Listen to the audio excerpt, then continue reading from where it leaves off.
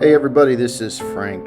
This video is about me making a footstool for my mom as a birthday and Christmas present. I'm doing voiceover because the audio that came off of the actual camera, which is nothing more than an iPad, is terrible.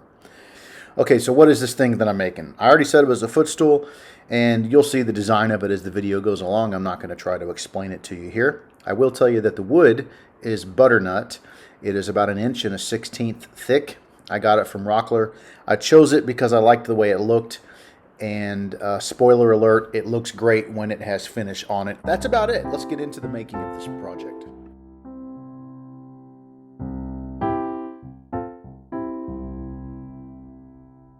All right, quick update. Just finished the first couple major. I'm going to put the brakes on this for a second. Mostly what I'm saying here is blah, blah, blah. None of you guys really care, so I'm going to skip ahead to the good parts. For the other leg, we have what sometimes is referred to as a waterfall. What you're seeing is me demonstrating the front leg. The horizontal part is the step stool, the vertical part is the leg. I just haven't cut it to the right length yet. I wanted continuous grain to wrap from the front or from the stool part to the leg part. So I made a miter joint. 45-degree cut on both parts. When you put it together, you get a 90-degree angle. It's a very tricky thing to get right, and you almost never get it perfectly right off the saw. You have to do a little bit of finesse work. Let's get into the rest of it.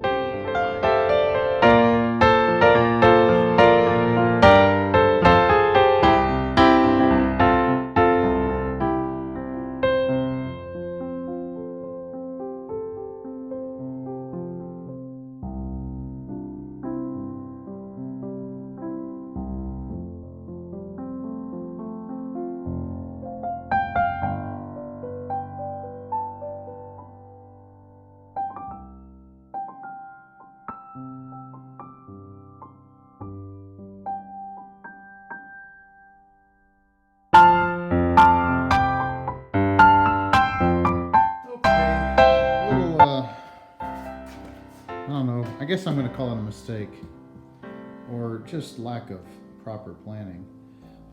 What? No, there's no mistakes. This entire project went perfectly according to plan. There's nothing to see here now. Move along. Hey look, a cute dog. Piper.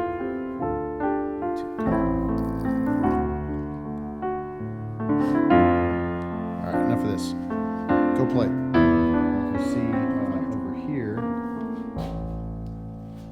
We've got that nice miter. The next step is to take these two pieces, get them all nice and squared up, and then figure out the length I got to cut this to so that it matches that piece, so that the overall height from floor to the top of the footstool itself is 7 inches. And I suppose if I'm off by a 16th or an 8th, it's not going to be that big a deal. Making a cut. This is a 2-minute and 42-second clip of me cutting a piece of wood.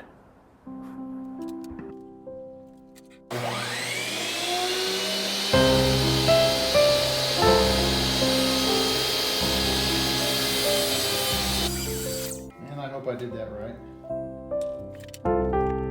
Let's see.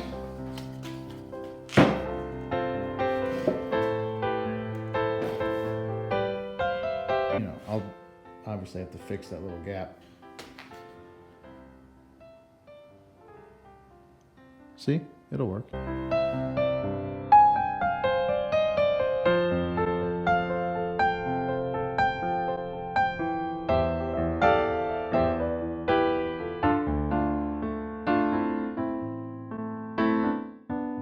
As you can see, I have a stool-shaped object over here.